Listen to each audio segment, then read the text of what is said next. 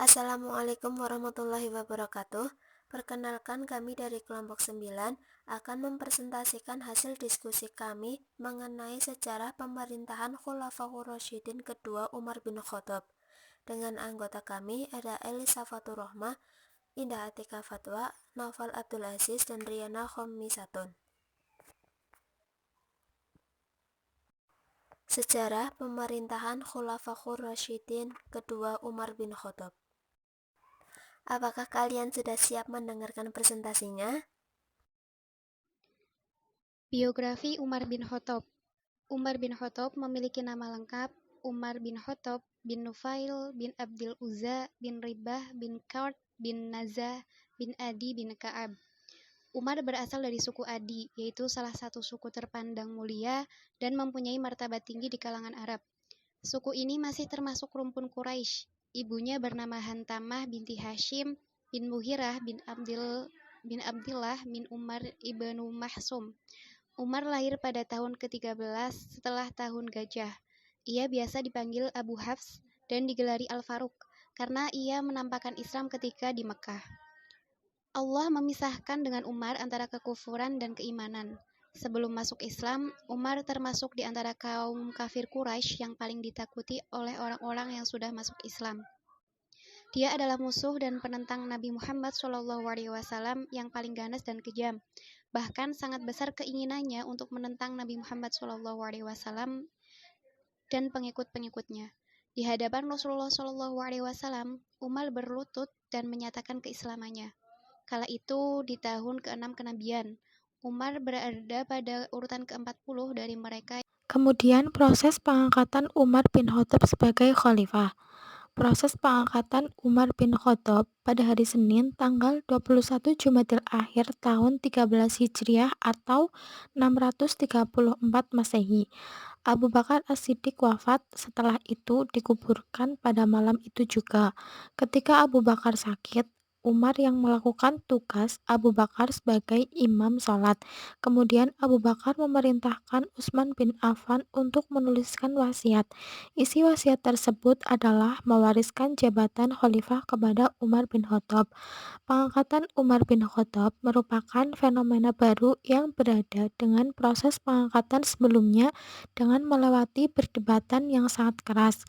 Umar diangkat melalui rekomendasi atau wasiat dari khalifah sebelumnya, yaitu Abu Bakar As-Siddiq. Kemudian proses pengangkatan Umar bin Khattab sebagai khalifah. Proses pengangkatan Umar bin Khattab pada hari Senin tanggal 21 Jumadil Akhir tahun 13 Hijriah atau 634 Masehi. Abu Bakar As-Siddiq wafat, setelah itu dikuburkan pada malam itu juga. Ketika Abu Bakar sakit, Umar yang melakukan tugas Abu Bakar sebagai imam sholat. Kemudian Abu Bakar memerintahkan Utsman bin Affan untuk menuliskan wasiat. Isi wasiat tersebut adalah mewariskan jabatan khalifah kepada Umar bin Khattab. Pengangkatan Umar bin Khattab merupakan fenomena baru yang berada dengan proses pengangkatan sebelumnya dengan melewati perdebatan yang sangat keras. Umar diangkat melalui rekomendasi atau wasiat dari khalifah sebelumnya, yaitu Abu Bakar As-Siddiq. Ya, untuk selanjutnya yaitu sejarah pemerintahan Umar bin Khattab. Di dalam kepemimpinan Umar selama menjabat sebagai khalifah telah dicatat dalam sejarah sebagai kepemimpinan yang bisa dikatakan itu sangat dibanggakan, atau bahkan mungkin sangat ada pengaruhnya Umar bin Khattab itu menjadi seorang pemimpin atau khalifah Khulafaur Rasyidin begitu. Baik dalam bidang politik, dalam kepentingan pemerintahnya, terus tentang ini teritorial atau wilayah begitu ya, wilayah dari kepemimpinannya, terus sosioekonomi, tentang bagaimana kultur budaya yang ada, atau bahkan interaksi dari masyarakat maupun sosiokultural gitu. tentang bagaimana budaya yang lahir atau bahkan yang berkembang di zaman pemerintahan Umar bin Khattab. Pemerintahan ini berlangsung selama 10 tahun, mulai dari 634 Hijriah hingga 644 Hijriah.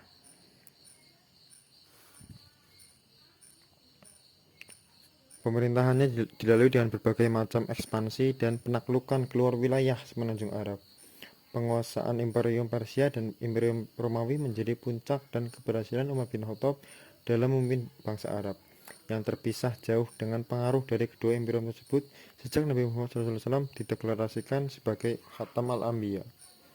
Wilayah Islam menjadi semakin luas sejak kepemimpinan Umar bin Khattab, yang dapat menimbulkan perubahan dalam berbagai aspek, terutama berkaitan dengan ketatanegaraan, administrasi negara, keuangan, fiskal, pertahanan, dan keamanan. Seperti itu, terima kasih. Selanjutnya ada kemajuan-kemajuan yang dicapai. Pertama, perkembangan politik pada masa Khalifah Umar bin Khattab, kondisi politik Islam dalam keadaan stabil, usaha perluasan wilayah Islam memperoleh hasil yang gemilang. Yang kedua, perkembangan ekonomi. Kaum muslimin diberi hak menguasai tanah dan segala sesuatu yang didapat dengan berperang. Tetapi Umar mengubah peraturan ini, yaitu tanah-tanah itu harus tetap dalam tangan pemiliknya semula, tetapi bertalian dengan diadakan pajak tanah atau al-kharaj. Semua harta rampasan perang atau ghanimah dimasukkan ke dalam Baitul Mal sebagai salah satu pemasukan negara untuk membantu rakyat. Yang ketiga, pemerataan zakat.